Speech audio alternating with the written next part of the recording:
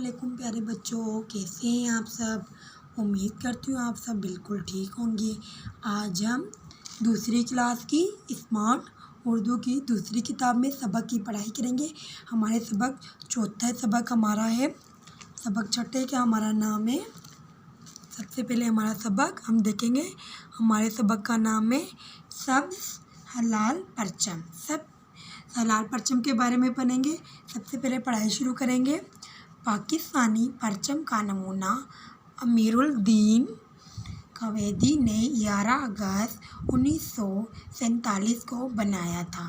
ہمارے پرچم میں ہلال ترقی کی علامت ہے اور 5 کونوں والا ستارے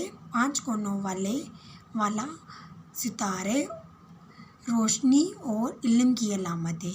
زیادہ حصہ سبز ہے اور جو ظاہر کرتا ہے کہ یہاں مسلمان زیادہ ہیں، اور سفید رنگ یہ ظاہر کرتا ہے کہ پاکستان میں دوسرے مذہب کے لوگ بھی رہتے ہیں۔ صحیح پیارے بچوں، عام طور پر پاکستانی پرچم صرف سرکاری عمارتوں اور سرکاری رہائش گاہوں پر لہرایا جاتا ہے، جبکہ خاص موقعوں پر پاکستان کے ہر شہر، گاؤں، گھروں اور بازاروں میں پاکستان کا پرچم لہرایا جاتا ہے۔ مثال کے طور پر یوم پاکستان 23 مارچ اور یوم آزادی 14 اگست کو ہر طرف سبز ہلال پرچم لہراتا نظر آتا ہے۔ اسی طرح قائد اعظم کی سالگرہ والے دن بھی خاص طور پر پاکستانی پرچم لہرایا جاتا ہے۔ قائد اعظم اور شاعر مشرق علامہ اقبال کی وفات کی تاریخوں پر پاکستانی پرچم سرنگوں رکھا جاتا ہے۔ پاکستانی پرچم کا احترام ہر مسلمان کو ضرور کرنا چاہیے۔ صحیح پیارے بچوں، آج ہم نے اس سبق سے یہ جانا کہ ہمارا پاکستانی جو پرچم ہے اس کا کیسے احترام کرنا چاہیے، وہ کب اور کیسے لہرایا جاتا ہے، اس میں کون کون سا رنگ ہے، وہ رنگ کس چیز کی علامت ہے۔ ابھی یہ ہم نے سبق کی پڑھائی کی صفحہ نمبر 15 پہ۔ ابھی ہم صفحہ نمبر 16 پر اسی کے الفاظ معنی پڑھیں گے، جیسے کہ پرچم کی کیا معنی ہے؟ جھنڈا۔ اقلیت معنی کم یا تھوڑا ہونا۔ سرنگوں معنی نیچے۔ ترقی معنی کامیابی۔ یوم معنی دن۔ علامت معنی نشانی۔ یہ تھے ہمارے الفاظ معنی۔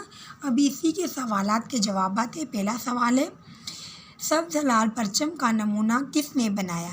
کس نے بنایا؟ ہمیں پتہ ہے، سبز ہلال پرچم کا نمونہ امیر الدین کویتی نے بنایا۔ اس کے بعد ہے، پرچم کا سبز اور سفید حصہ کیا ظاہر کرتا ہے؟ تو ہمارے پاس لکھا ہوا ہے، زیادہ حصہ سبز ہوتا ہے جو ظاہر کرتا ہے مسلمان زیادہ ہیں، اور ہمارا سفید حصہ ظاہر کیا کرتا ہے؟ مسلمانوں میں پاکستان میں دوسرے مذہب کے لوگ بھی رہتے ہیں۔ اس کے بعد ہمارے پاس ہے، پرچم میں سفید ستارہ کس چیز کی علامت ہے؟ ابھی ہم نے پڑھائی کی، ستارہ روشنی اور علم کی علامت ہے۔ کس کی؟ علم کی علامت ہے۔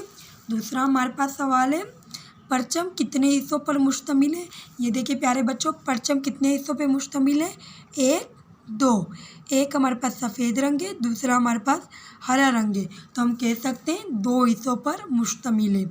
اس کے بعد ہے، پاکستانی پرچم عام طور پر کن عمارتوں پر لہرایا جاتا ہے؟